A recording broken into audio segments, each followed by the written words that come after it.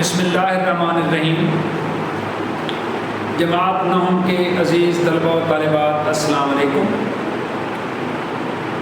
میں پروفیسر طارق نعیم بدر، شعبہ Urdu the concept academy اسلام آباد آپ سے مخاطب ہوں۔ عزیز بچوں، پچھلے سبق کے دوران، پچھلی کلاس کے دوران ہم نے سبق پڑھا برسات کی بہاریں، پھر ہم نے اس کی مشق کی۔ امید واسق ہے کہ بات اچھی طرح سے آپ کو سمجھ آ گئی ہوگی۔ آج انشاءاللہ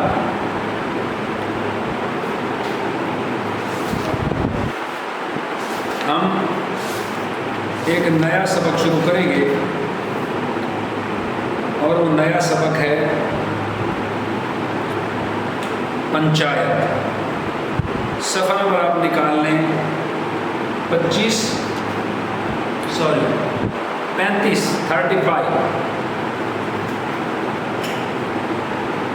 پنچایت جو سبق ہم پڑھنے جا رہے ہیں، اس کے مصنف کا نام ہے منشی پریم چند۔ منشی پریم چند کے حوالے سے آج ہم پڑھیں گے تعارف منشی پریم چند کا۔ ایک عام فہم، ایک عام سوچ ہے کہ شاید اردو لکھنے والے سارے ہی مسلمان تھے، تو ایسا نہیں ہے۔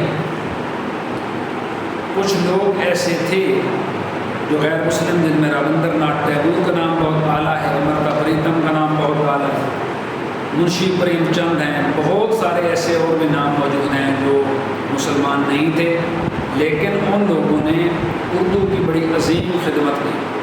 انہیں میں ایک نام جو ہے وہ منشی پریم چند کا ہے، جنہوں نے یہ سبق لکھا پنچایت جو ہم پڑھنے جا رہے ہیں، ان کا لکھا ہوا ہے۔ تو پہلے ہم پڑھتے ہیں منشی پریم چند کا تعارف۔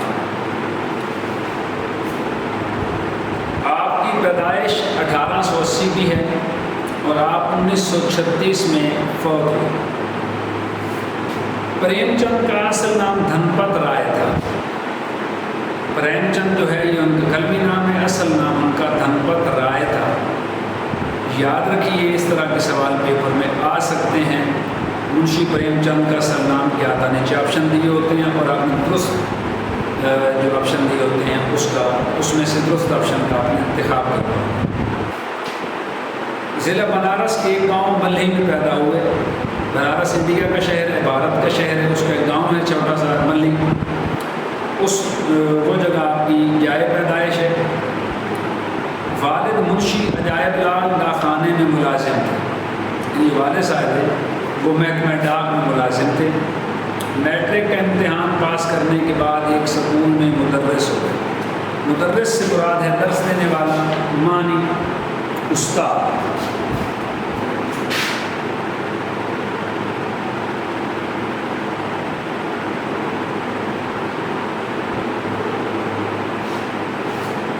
درس دینے والا لکھ سکتے ہیں، دونوں ٹھیک ہے۔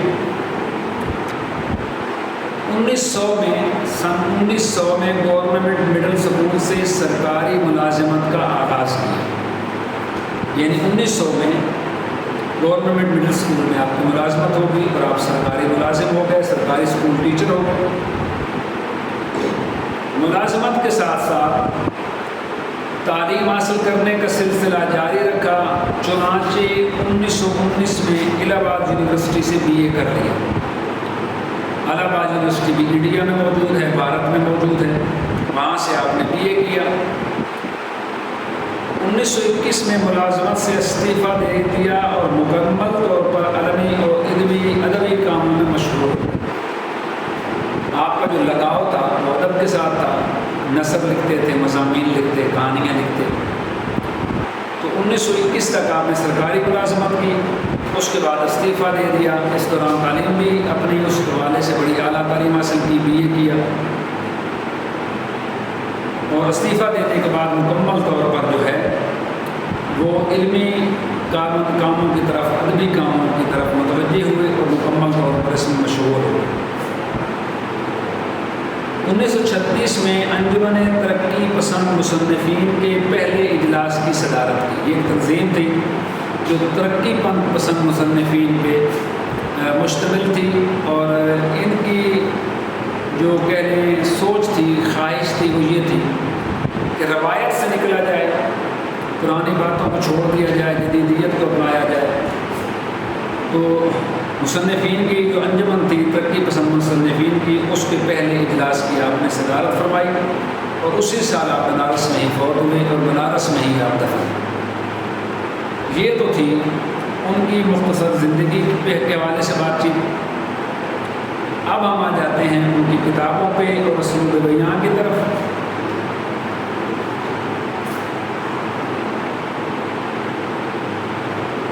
منشی پریم چند نے اپنی تحریروں میں ہندوستان کے دیہات میں بسنے والے مزدوروں اور کسانوں کی زندگی اور ان کے مسائل کامیابی کے ساتھ بیان کیا۔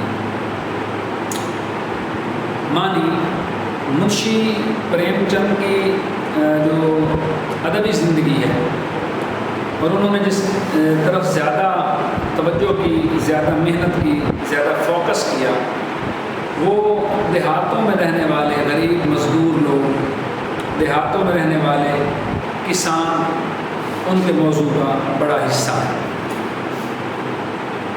ان کے افسانوں میں نیکی تمام تر مشکلات کے باوجود بدی کے مقابلے میں غالب رہتی ہے۔ یہ بہت خوبصورت بات ہے، انٹرنیشنل ٹروتھ ہے، یہ عالمگیر سچائی ہے، یہ آپ یہ اپنے پلے سے باندھ لیں کہ برائی جتنی مرضی بڑھ جائے، بدی جتنی مرضی بڑھ جائے، آخر کار جیت ہمیشہ نیکی کی ہوتی ہے۔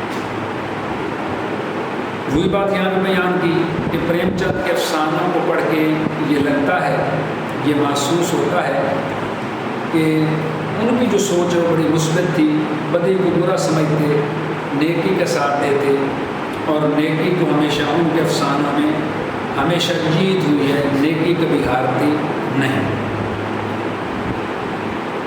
ان کی زبان سادہ ہے، الفاظ سادہ استعمال کرتے ہیں، عام بول چال کی زبان استعمال کرتے ہیں، کوئی ثقیل بات، کوئی مشکل بات ان کی زبان سے بیان نہیں ہوتی۔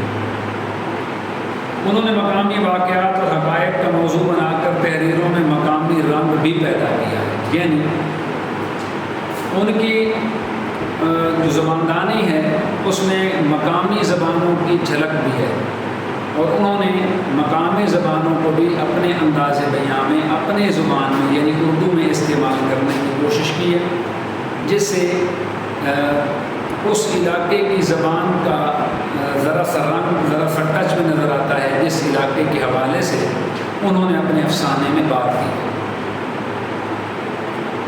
ان کی تحریروں کے زیادہ مسائل معاشرتی، ان کی تحریروں کی بنیاد معاشرتی مسائل، نفسیاتی مطالعہ اور مشاہدہ پر ہے۔ مشاہدہ کہتے ہیں دیکھنا، کسی چیز کو غور کرنا، نظر آنا، مشاہدہ کے معنی ہوتا ہے۔ ویسے یہ شاہد ہونے سے ہے،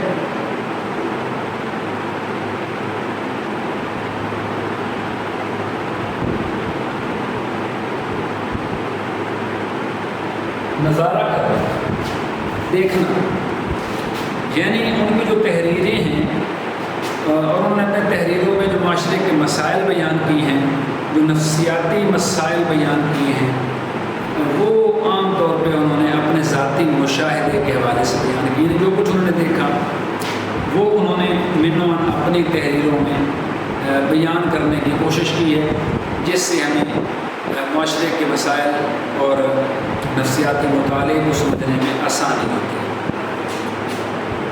ان کے کردار زیادہ تر مثالی ہیں، جن میں تنوع پایا جاتا ہے، یعنی جو کردار انہوں نے بیان کیے معاشرے کے سب سے مثالی کردار، سب سے مشہور کردار ہیں۔ تنوع کے معنی ہوتا ہے نیا پن۔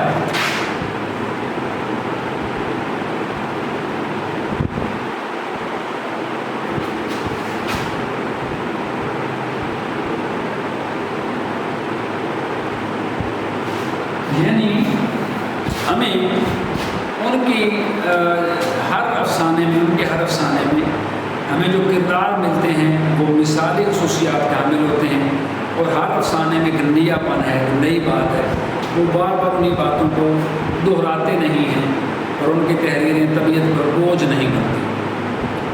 انہوں نے قریباً ہر عمر اور پیشے سے متعلق کردار پیش کیے. یہ ایک بہت بڑی خوبی ہے. انہوں نے اپنے افسانوں میں بچوں کے حوالے سے بات کی، بڑوں کے حوالے سے، مردوں کے حوالے سے، عورتوں کے حوالے سے، بوڑھوں کے حوالے سے، نوجوانوں کے حوالے سے. ان کے جو کردار ہیں وہ ہر عمر، ہر نسل اور ہر رنگ کے لوگ ہیں. اب ہم آ جاتے ہیں ان کی کتابوں کی طرف. تیسرا اور آخری پیراگراف ہے.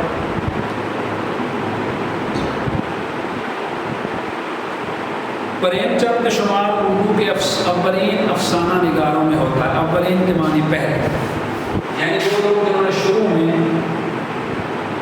افسانہ لکھنا شروع کیا ان میں اردو کے جو پہلے افسانہ نگار ہیں ان میں منشی پریم چند کا نام بھی شامل ہے. ان کے افسانوں کے مجموعوں میں سوز وطن، وطن کا درد، پریم پچیسی، پریم ہندی زبان کا لفظ ہے جس کے معنی ہوتے ہیں پیار کرنا، محبت کرنا. پچیسی یعنی 25ویں محبت یا 25 محبتیں. کتنے سچی ہیں کتنے جھوٹی یہ تو پریم چند ہی بتا سکتے ہیں. پریم 40 محبتیں یا 40ویں محبت. زادرا، زادرا کے معنی ہوتا ہے راستے میں، راستے کے لیے سامان، راستے کے لیے اسباب. ذات سامان یا اسباب کو کہتے ہیں.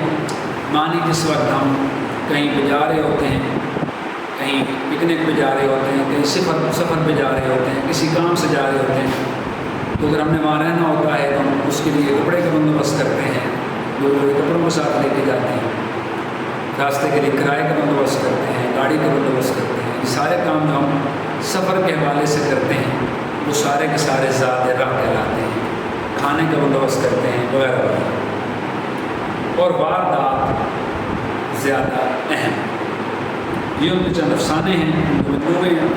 ان افسانے کے علاوہ ناول بھی لکھے جن میں میدان عمل، بازار حسن اور دودان گزارا شہرت ملی. یعنی منشی پریم چند نے صرف افسانے بھی نہیں لکھے، انہوں نے بلکہ ناول بھی لکھے. اور ان کے یہ چند ناولوں کے نام میں نے آپ کو بتایا، یہ زیادہ مشہور ہیں. اس کے علاوہ بھی ان کے ناول موجود ہیں لیکن وہ اتنے مشہور نہیں ہیں. تو یہ تھا منشی پریم چند کا تعارف. الفاظ کے معنی میں نے اس کو زبانی بیان کی ہے، وہ بھی آپ نے نوٹ بک پہ تحریر کرنے ہیں. تشریحات کے حوالے سے بیٹا کوئی بات سمجھ نہیں آتی اپنے پاس نوٹ کر لیا کریں، مجھ سے پوچھ لیا کریں، سوال کیا کریں.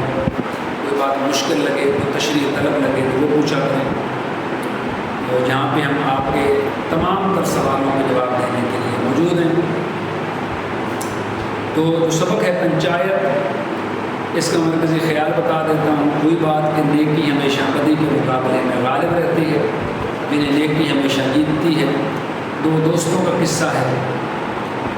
ایک دوست کے ساتھ مسئلہ پیدا ہوتا ہے، دوسرے دوست اس کی پنچایت کرتا ہے. پنچایت کا رواج آج بھی گاؤں میں دیہاتوں میں موجود ہے. کہ 4 بندے اکٹھے کر کے میاں بات کرتے ہیں، سب کے سامنے لوگ جھوٹ نہیں بولتے اور جو سچائی ہوتی ہے وہ جیت جاتی ہے. پنچایت میں لوگ ایک پنچ مقرر کرتے ہیں جس کو منصف کہتے ہیں، جج کہہ لیں آپ. اس کے سامنے مقدمہ پیش ہوتا ہے، اس کے نیچے جیوری ہوتی ہے جو مقدمہ سنتی ہے، اس پہ بحث و تمیز ہوتی ہے. پھر جا کے فیصلہ دیا جاتا ہے کہ حق پہ کون ہے اور حق پہ کون نہیں ہے. پنچایت کا جو سلسلہ ہے یہ آج بھی دیہاتوں گاؤں میں موجود ہے. اس حوالے سے کہ جب ایک دوست کی غلطی تھی اور دوسرا دوست اس کے مقابلے میں پنچ تھا، بڑے قریبی دوست تھے، بچپن کے لنگوٹیے یار تھے، لیکن جہاں پہ سچائی کی بات آئی، جہاں پہ حقیقت کی بات آئی، تو اس دوست نے اپنے دوست کا لحاظ نہیں کیا بلکہ وہ فیصلہ کیا جو سچا تھا، حقیقت پر مبنی تھا. اسی طرح جب دوسرے دوست میں جو پنچ بنا تھا، اگلی بار اس کی باری آئی تو مخالفین نے جن کے ساتھ جھگڑا تھا انہوں نے اس پہلے دوست کو ہی پنچ مقرر کر دیا جس کے خلاف اس دوست نے فیصلہ دیا تھا. لیکن آفرین ہے تو دوسرے دوست نے بھی، حالانکہ دشمن داری تھی، اس نے میرے خلاف فیصلہ دیا، لیکن جب اس نے دونوں طرف سے بات سنی، حقیقت پہ پہنچا کہ اس کا دوست جو دشمن بن چکا ہے وہ سچا ہے، اس نے بھی ہم کو سچ کا ساتھ دیا اور صحیح فیصلہ دیا۔ تو بات کرنے کا مقصد یہ کہ اس میں یہ بات بیان کی گئی ہے کہ نیکی کے مقابلے میں بدی ہمیشہ ہار جاتی ہے اور نیکی ہمیشہ جیت جاتی ہے۔ انشاءاللہ یہ سبق پڑھیں گے ہم اگلے لیکچر میں۔ آج کا لیکچر اتنا ہی تھا، تو تب تک دے دیے میرے بچے اجازت۔ انشاءاللہ ملتے ہیں اگلے لیکچر میں اس سبق کے ساتھ، پنچایت کے ساتھ۔ تب تک کے لیے اجازت، اللہ کے بعد۔